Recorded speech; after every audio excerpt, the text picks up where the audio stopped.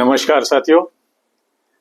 आज का हमारी चर्चा का विषय है कोविड-19 के दौरान डीए और डीआर जो रोक दिया गया था, क्या वो मिलने वाला है बहुत जल्द और कब मिलने वाला है, इस पे हम चर्चा करेंगे। तो साथियों, मार्च 2020 में कोविड पैंडेमिक के दौरान भारत सरकार ने एक आदेश पारित किया जिसमें सरकारी कर्मचारियों के डीए और पेंशन भोगियों के डीआर में बढ़ोतरी रोक दी। यही नहीं, केंद्र को देखा देखी राज्य सरकारों ने भी वही चीज कर दी। क्यों कर दी? क्योंकि सरकारों को ये लगा उस समय कि पैंडेमिक महामारी के दौरान आर्थिक संकट आने वाला है और आर्थिक संकट को रोकने के लिए ये सरकारी खजाने पे ये बोझ जो पड़ने वाला है डीए का, इसको रोक सकते हैं। तो रोक दिया गया। राजस्व में उस समय कलेक्शन में बहुत कमी आ गई थी। सरकारी खजाने में खर्चों में वृद्धि चल ही रही थी और इन सबको डीए को रोकने से सरकार को एक मुश्त 38,000 करोड़ रुपए का फायदा हुआ। मैं फिर से इसको दोहराता हूं कि कर्मचारियों के 11% डीए को रोकने से सरकार को 38,000 करोड़ रुपए फायदा हुआ।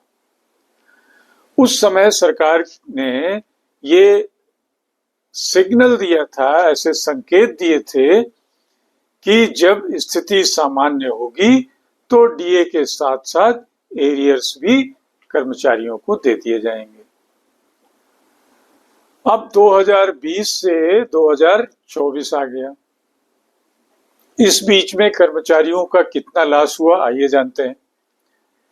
डीए पे जब रोक लगी जनवरी 2020 में, जबकि बढ़ोतरी 4% हुई थी डीए में, यानी कि 17% पे हमारा डीए था जो कि 21% हो गया, लेकिन डीए कर्मचारियों को नहीं मिला।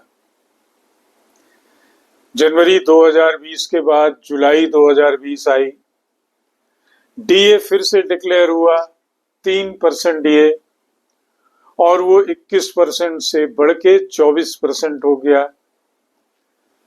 कर्मचारियों को डीए नहीं मिला।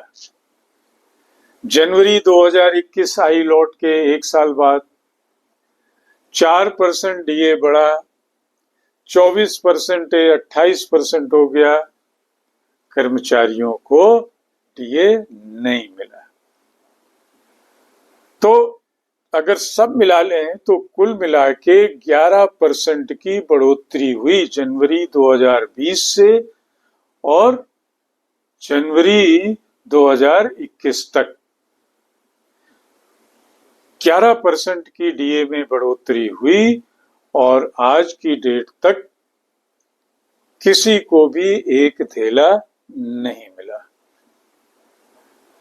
आप कैलकुलेट कर सकते हैं कि आपकी बेसिक का 11% आज भी सरकार के पास है।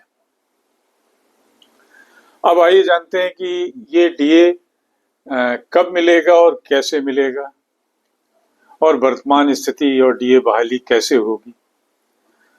तो 1 जुलाई 2021 से डीए 28% कर दिया गया था, लेकिन कर्मचारियों को उसका एरियर नहीं दिया गया। कर्मचारी संगठन और कर्मचारी अपनी आवाज उठाते रहे।